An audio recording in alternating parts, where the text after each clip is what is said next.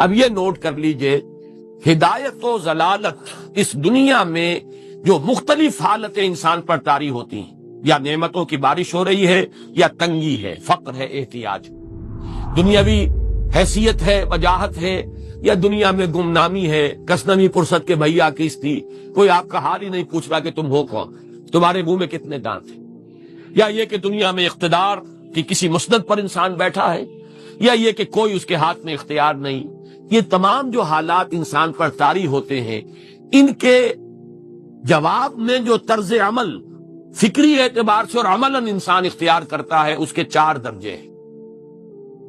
پہلا درجہ ہے انتہائی گمراہی، ضل ضلالا بعیدا۔ وہ کیا ہے؟ اگر عزت ہوئی، نعمتیں ملی، فلاں دیوی یا دیوتا کی نگاہ کرم ہے، اس کی کرپا سے یہ ہو گیا، اور اگر کوئی تکلیف آ گئی، مصیبت آ گئی، معلوم ہوتا ہے کہ فلاں دیوی یا دیوتا ہم سے ناراض ہو گیا، یہ کالی دیوی کی طرف سے کوئی مصیبت آ گئی ہے، یا یہ کہ یہ لکشمی دیوی کی نگاہ کرم ہے کہ ہمیں دولت مل گئی ہے۔ یہ تو ہے شرک۔ شرک ہونے کے اعتبار سے یہ ہے ضل ضلالا بعیدا، انتہائی پستی۔ اس پستی سے اوپر آئیں گے تو توحید کی پہلی منزل ہے۔ عزت دی اللہ نے دی، اگر کوئی تنگی آ گئی، فقر، تکلیف، کوئی ذلت، رسوائی، یہ بھی اللہ کی طرف سے۔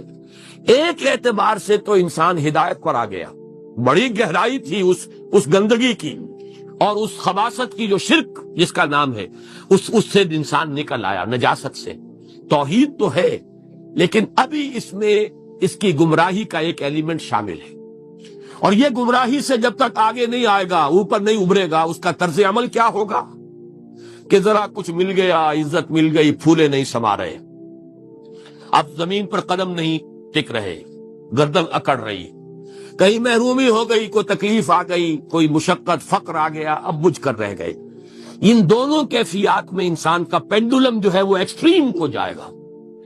یہ کب ہوگا؟ جبکہ انسان یہ سمجھتا ہے کہ اس دنیا میں جو دولت مل گئی یا عزت مل گئی تو یہ گویا کہ بڑی کوئی قابل فخر شے ہے، اور اگر یہاں پر کوئی تکلیف آ گئی، کوئی مصیبت آ گئی، فقر و فاقہ آ گیا تو یہ گویا کہ بہت ہی اہانت آمیز شے ہے۔ اگر یہ انسان سمجھے گا تو طرز عمل وہ نکلے گا نتیجے کے طور پر جو میں بیان کر چکا ہوں، یہ گمراہی ہے۔ اس گمراہی سے نکلیں گے تو آپ کس مقام پر آئے؟ دوسری منزل ہدایت کی کیا ہے؟ نہ یہ عزت ہے نہ یہ ذلت ہے، دونوں حیثیتیں برابر ہیں کہ یہ امتحان ہے، یہ بھی ایک ابتلا ہے، آزما رہا ہے اللہ، کبھی وہ دے کر آزماتا ہے، کبھی چھین کر آزماتا ہے، کبھی فقر و فاقہ سے آزماتا ہے، کبھی وہ کثرت دولت اور کثرت مال سے آزماتا ہے، کبھی وہ صحت دے کر آزماتا ہے کہ یہ قوت اور توانائی اور صحت جو میں نے دی ہے یہ اس میں کیا کرتا ہے، کبھی وہ مرض کے ذریعے سے آزماتا ہے کہ صبر کرتا ہے کہ نہیں کرتا۔ ہمارے لیے شکوہ اور شکایت تو اس کی زبان پر نہیں آ جاتی، نالا اور شیون تو نہیں آ جاتا، تکلیف جھیلتا ہے کہ نہیں جھیلتا، اس میں تحمل ہے کہ نہیں ہے، تو صبر کرتا ہے یا شکر کرتا ہے۔ یہ دونوں کیفیات در حقیقت اس اعتبار سے مساوی ہے، یہ بھی امتحان، یہ بھی امتحان۔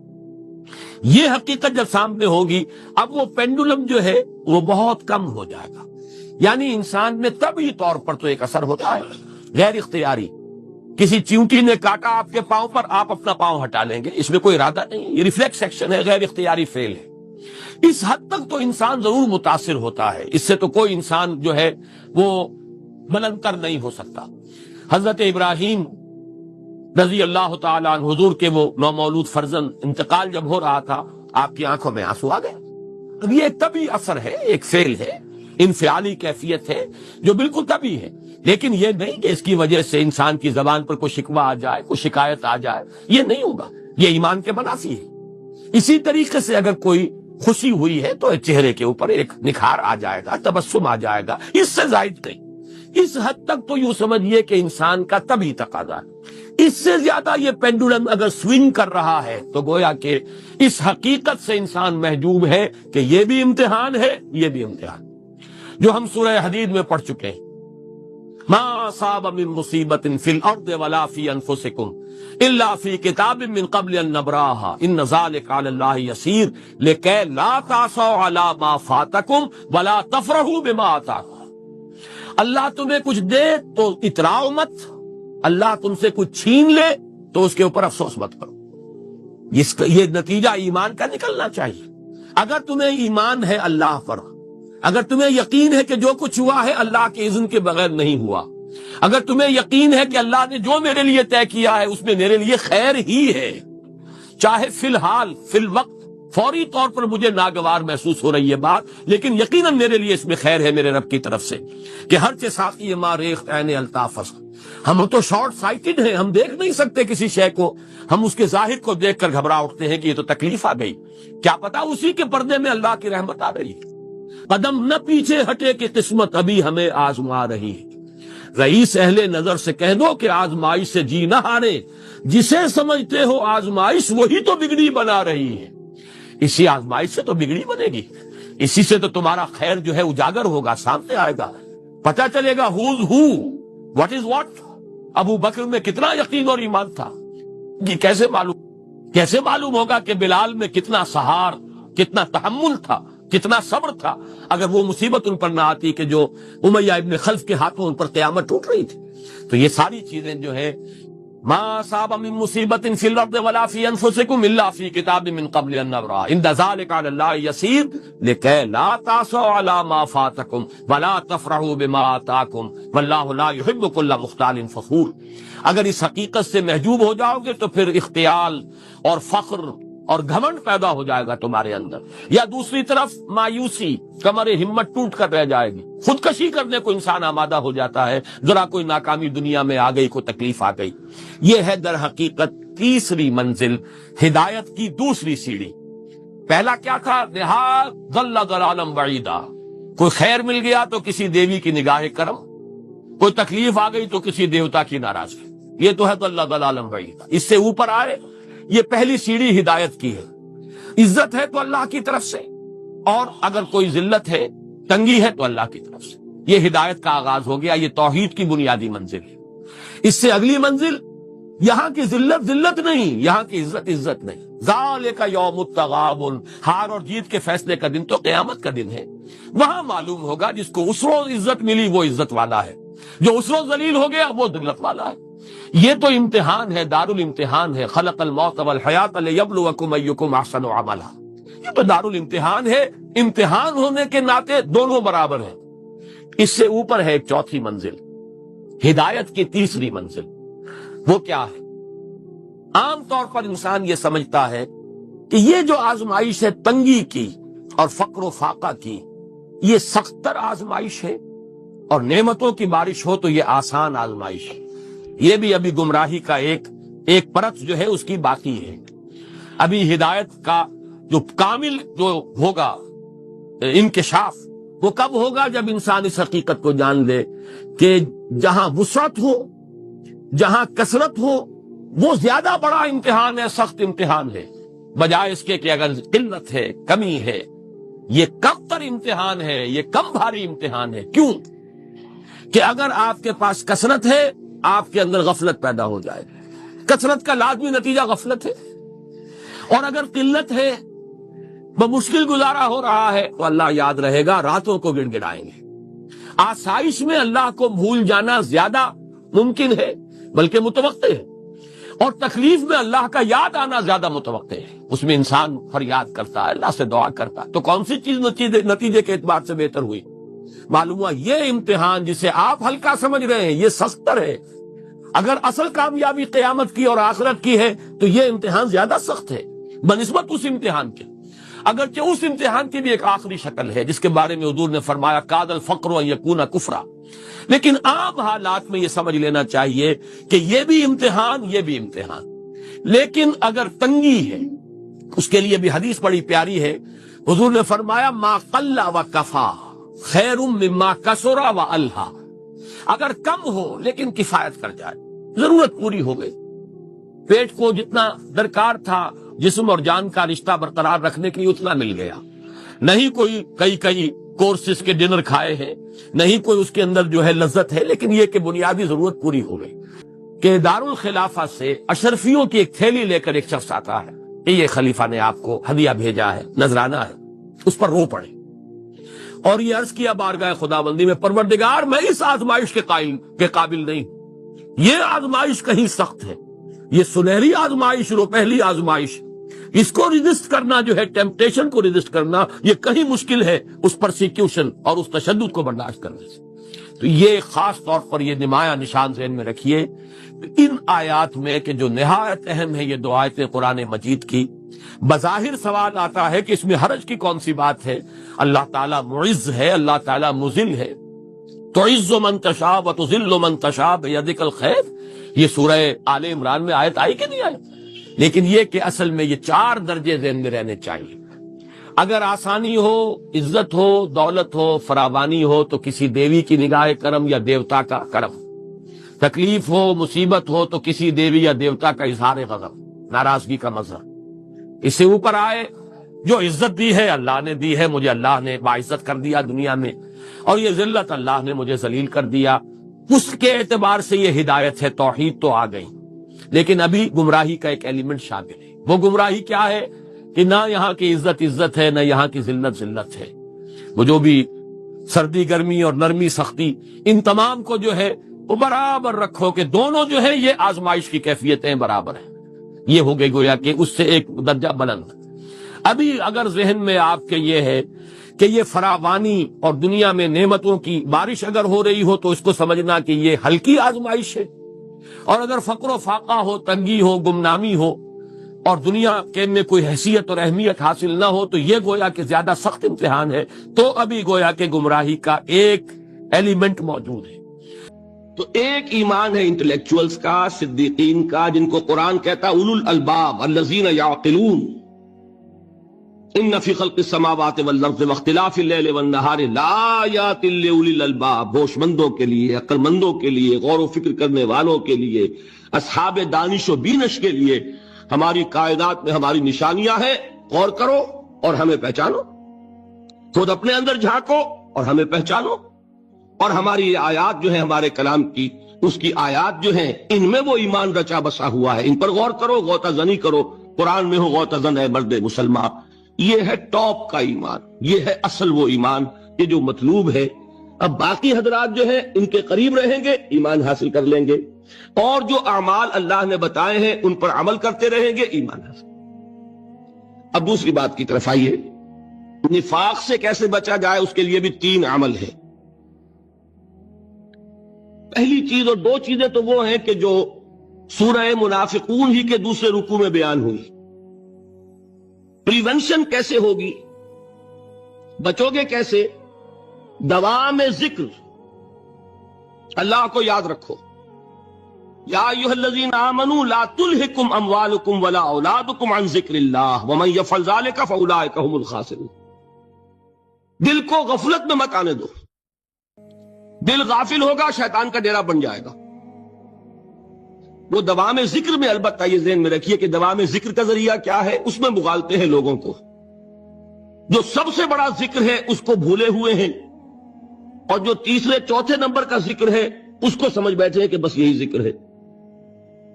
سب سے بڑا ذکر، مجسم ذکر قرآن ہے۔ الذکر انا نحن نزلنا الذکر وانا لہ لحافظون۔ وہ الذکر کون سا ہے؟ قرآن۔ اسی کو فرمایا، میں نے وہ آیت سنائی تھی کہ لوگ تنزیہ کہتے تھے، یا ایھا الذی نزل علیہ الذکر انک لمجنون۔ حضور سے مخاطب ہوئے کہتے ہیں فلاں جس کے اوپر کے اس کے خیال کے مطابق ذکر نازل ہوا ہے، ہم تو تمہیں پاگل سمجھتے ہیں۔ وہاں بھی لفظ کیا ہے؟ الذکر۔ معلوم کیا ہوا؟ انا انزلنا الیک الذکر لتبین للناس ما نزل الیہم، یہ الذکر ہے۔ تو اس سے بڑا ذکر کوئی نہیں۔ تلاوت قرآن، تدبر قرآن، غور و فکر قرآن کا، قرآن کو یاد کرنا۔ اس پر میرا کتاب چاہے مسلمانوں پر قرآن مجید کے حقوق، اب تو یہاں شاید کوئی کتاب موجود نہیں رہی ہے، اگر آپ کو ضرورت ہوتی ہے پاکستان سے منگا لیتے ہیں، ہر شے پڑھیے، انشاءاللہ آ جائے گی چیزیں۔ نمبر 2 ذکر کیا ہے؟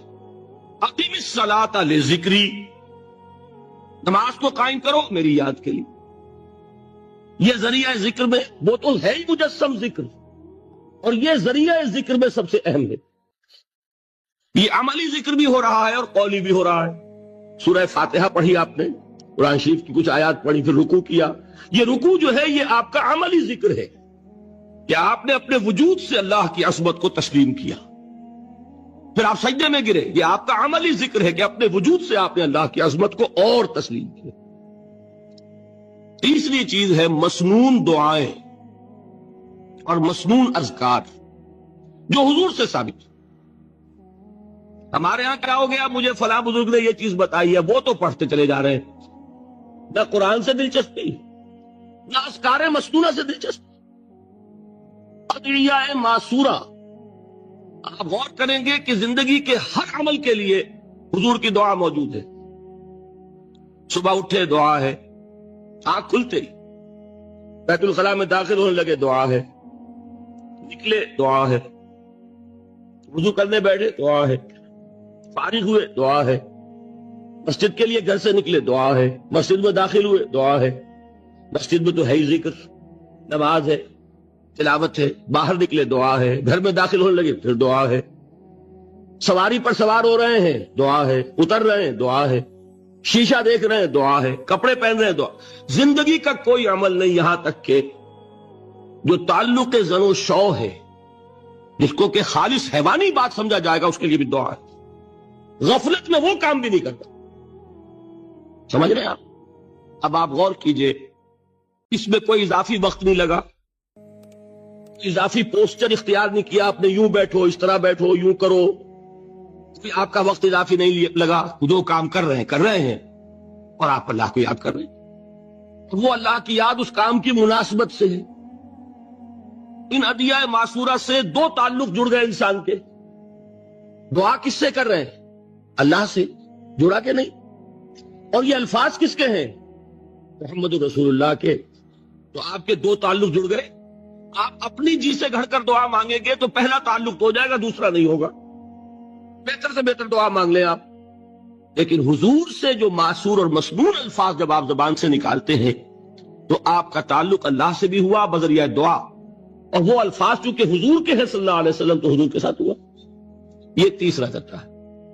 اور ایک اور چیز ہے جو بہت اہم ہے، بہت ہی شعوری طور پر اس کا اہتمام کیجئے۔ جس وقت دین کے کسی فرض کی انسان کو سمجھ آ جائے، اس کا شعور پیدا ہو جائے، پھر ڈیلے نہ ہو۔ ذرا سا ڈیلے جو ہے اس پر عمل کرنے میں، یہ در حقیقت نفاق کو جڑ پکڑنے کا موقع دینا ہے۔ امیڈیٹ ایکشن، ایک بات سمجھ میں آ گئی، فوراً عمل کرو۔ اس میں شیطان کیا کرتا ہے؟ ذرا ٹھہر جاؤ، ابھی دیکھو یہ فرض ہے، یہ ذمہ داریاں ہیں، یہ کرنا ہے، اور پھر لگا دینا اپنے آپ کو۔ بہت سے لوگ کہتے ہیں بس یہ ریٹائرمنٹ کے بعد تو سارا میں دین کے لیے وقت کر دوں گا۔ اول تو خدا کے بندے تمہارے اندر رہ کیا جائے گا ریٹائرمنٹ کے بعد؟ سارا تو کھپ چکو گے، رہ کیا جائے گا؟ دوسرے یہ کہ یہ بھی جان لیجئے کہ کار دنیا کسے تمام نہ کر، ریٹائرمنٹ کے بعد کون فارغ ہو جاتا ہے؟ بیٹوں بیٹیوں سے فارغ ہوئے تو پوتے پوتیاں موجود ہیں، نواسے نواسیاں موجود ہیں، کبھی بھی وہ بوجھ ختم نہیں ہوتا زندگی کا۔ وہ تو یہ کہ آج بات سمجھ میں آئی ہے تو آج عمل ہونا چاہیے۔ قرآن مجید میں سورہ انعام میں بڑی شدید وعید آئی ہے، الفاظ ہیں یہ، وَنُقَلِّبُ أَفْئِدَتَهُمْ وَأَبْصَارَهُمْ كَمَا لَمْ يُؤْمِنُوا بِهِ أَوَّلَ مَرَّةٍ۔ انسان پر ایک حقیقت انکشاف ہوا کہ بات حق ہے، فوراً تسلیم کرے۔ کسی مصلحت کی وجہ سے، کسی بزدلی کی وجہ سے، کسی لالچ کی وجہ سے، کسی اپنی سیادت یا قیادت کی وجہ سے کیسے مان لوں؟ لوگ کہیں گے کہ یہ نیچے ہو گیا، وہ اونچا ہو گیا جس کی بات مانی، کسی وجہ سے رک گئے تو اللہ تعالیٰ اندر سے وہ جو استعداد ہے حق کو پہچاننے کی وہ سلب کر لیتا۔ وَنُقَلِّبُ أَفْئِدَتَهُمْ وَأَبْصَارَهُمْ، ہم الٹ دیں گے ان کے دلوں کو بھی اور ان کی آنکھوں کو بھی۔ کیوں؟ كَمَا لَمْ يُؤْمِنُوا بِهِ أَوَّلَ مَرَّةٍ، اس لیے کہ وہ پہلی مرتبہ جب انکشاف حق ہوا ہے وہ ایمان نہیں لائے۔ اس کا میں ایک واقعہ آپ کو سنانا چاہتا ہوں کہ کس طرح صحابہ کرام پر بھی وقتی طور پر یہ واقعہ اگر صحابہ کرام کا نہ ہوتا تو یہ حقائق سمجھ میں نہ آتے۔ غزوہ تبوک کے موقع پر یہ میں جملہ انکمپلیٹ رہ گیا، ضعف ایمان کا حملہ ہو جاتا تھا۔ کہیے کہ اے جاہلو، اے نادانو، اے حرص و ہوا کے بندو۔ ایک بات ذرا نوٹ کر لیجئے کہ لفظ جاہل جب ہم اردو میں بولتے ہیں اس کا مفہوم کچھ اور ہے، بلکہ وہ میرے نزدیک نسبتاً ہلکا ہے۔ عربی میں یہ لفظ اس سے کہیں زیادہ ثقیل معنی ہے۔ اردو میں ہم جاہل کہتے ہیں اس شخص کو جو پڑھا لکھا نہیں ہے۔ عربی میں ہو سکتا ہے کہ کوئی شخص بہت بڑا عالم ہو پھر جاہل ہو۔ جاہل کا لفظ عربی میں آتا ہے ایک ایسے شخص کے لیے جو خواہشات سے مغلوب ہے، جذبات سے مغلوب ہے، شہوات سے مغلوب ہے۔ ایک تو وہ شخص ہے کہ جو اپنی عقل سے راستہ دیکھ رہا ہے اور چل رہا ہے، اور ایک وہ شخص ہے کہ جو اندھا بہرا ہو کر خواہشات کے پیچھے لگا ہوا ہے، جو جذبات کا غلام بن گیا، جو شہوات کی بندگی کر رہا، وہ جاہل ہے۔ تو در حقیقت عربی زبان میں عالم کے مقابلے میں جاہل نہیں ہے، بلکہ جاہل ہے عاقل کے مقابلے میں۔ ایک وہ شخص ہے کہ جس کی زندگی میں عقل، اس کی سوجھ بوجھ، اس کے شعور کو اپر ہینڈ حاصل ہے، جذبات اس کے نیچے ہیں۔ اور ایک شخص وہ ہے کہ جس کے جذبات بالا تر ہے اور عقل اس کے نیچے دب گئی ہے۔ وہ شخص جو ہے وہ عاقل کے مقابلے میں جاہل ہے۔ تو یہاں کہا جا رہا ہے اے جاہلو، اے حرص و ہوا کے بندو، اے خواہشات کے غلاموں، کیا تم مجھے بھی یہ حکم دے رہے ہو کہ میں اللہ کے سوا کسی اور کی بندگی کروں؟ وَلَقَدْ أُوحِيَ إِلَيْكَ وَإِلَى الَّذِينَ مِن قَبْلِكَ، اور اے نبی دیکھ لیجئے آپ کی طرف بھی وحی کی جا چکی ہے، لَإِنَّ أَشْرَكْتَ لَيَحْبَطَنَّ عَمَلُكَ وَلَتَكُونَنَّ مِنَ الْخَاسِرِينَ۔ اگر بالفرض، میں پھر بالفرض کا اضافہ کر رہا ہوں، اگر بالفرض آپ نے بھی شرک کیا تو سارے اعمال آپ کے بھی حبط ہو جائیں گے اور آپ بھی خسارہ پانے والوں میں سے ہو کر رہیں گے۔ بَلِ اللَّهَ فَاعْبُدْ وَكُن مِّنَ الشَّاكِرِينَ، بس صرف ایک اللہ ہی کی بندگی کیجئے اور شکر کرنے والوں بندوں میں سے ہو جائیں گے۔ یہ اس سورہ زمر کی چند آیات میں نے آپ کو سنائی ہیں۔ یہ میرے نزدیک اس موضوع پر انفرادی سطح پر جو توحید عملی کا تقاضا ہے، یعنی عبادت رب اس حال میں کہ اطاعت کو اس کے لیے خالص کر دیا گیا، اس موضوع پر یہ قرآن مجید کا ذروہ سلام ہے۔ اس سے ذرا آگے آئیے، سورہ مومن میں اسی عبادت کا ایک ایسوٹیرک ایلیمنٹ ہے، ایک تو ایکسوٹیرک ایلیمنٹ ہے جو نظر آتا ہے۔ آپ نے اللہ کے حکم کے مطابق کوئی عمل کیا، دیکھنے والوں کو نظر آ جائے گا۔ آپ نے کوئی اور کسی چیز سے احتراز کیا، بچے اس لیے کہ وہ حرام ہے، لوگوں کو معلوم ہو جائے گا۔